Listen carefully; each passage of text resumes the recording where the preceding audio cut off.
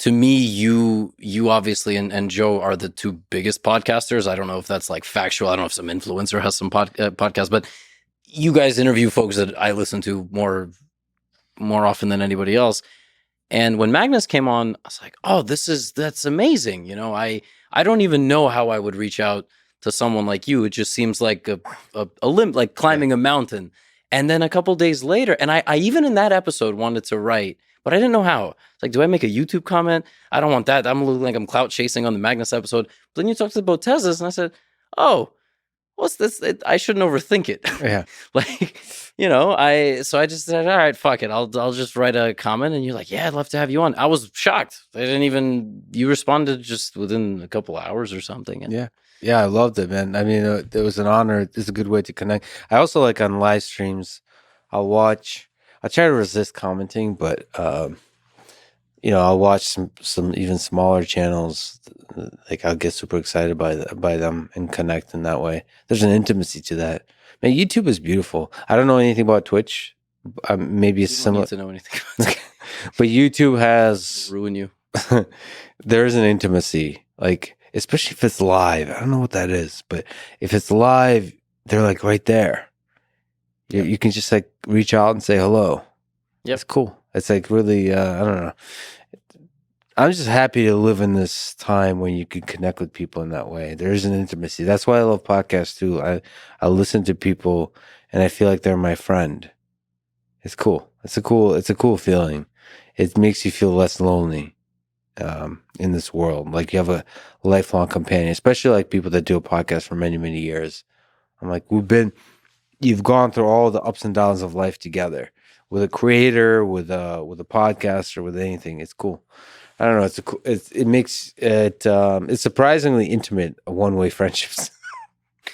Of course, maybe for an introvert, I don't know. There's some negatives that people definitely describe. The word that gets used a lot is parasocial. You think you like the viewer will think that the streamer or the YouTuber knows them or owes them something or they have a bigger connection than they do.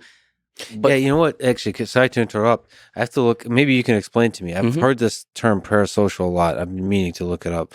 Might as well look it up while in live on the podcast. Sure. Parasocial interaction, PSI, refers. Is this a new term? Like, because I have just started hearing it like the last. Yeah, I think it's year. Or so.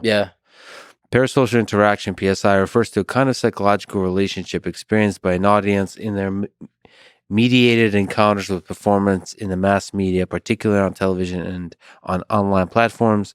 Viewers or listeners come to consider media personalities as friends, despite having no or limited interaction with. Oh shit, that's a term for a thing I've been referring to. Interesting. The term was coined by Donald Horton and Richard Wall in 1956. Wow. When there was like very limited media, huh? Wow. I guess TV and radio and stuff. Yeah.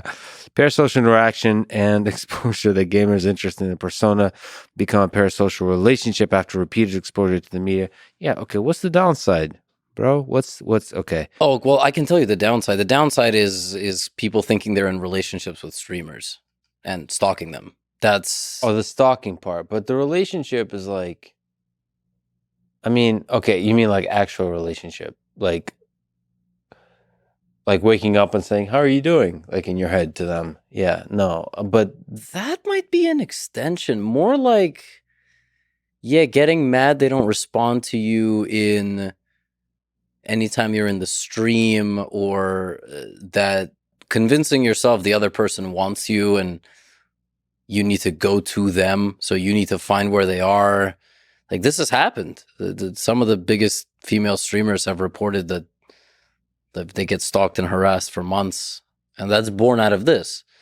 This on a very small scale is you come into a stream every so often and give an update about your academic career. That's not so bad. I was going to mention, I've streamed on Twitch for years and I watched people have kids.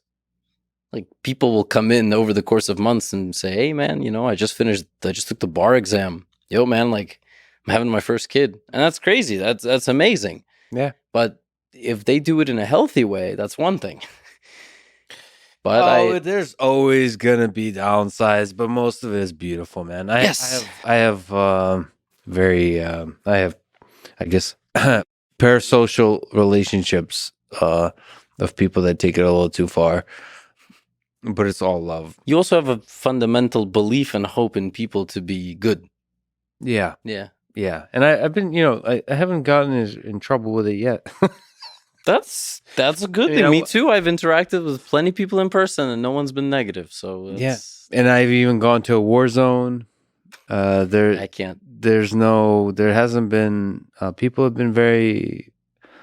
I don't know. People have only surprised me in the positive direction, in the depth of the capacity they have for compassion.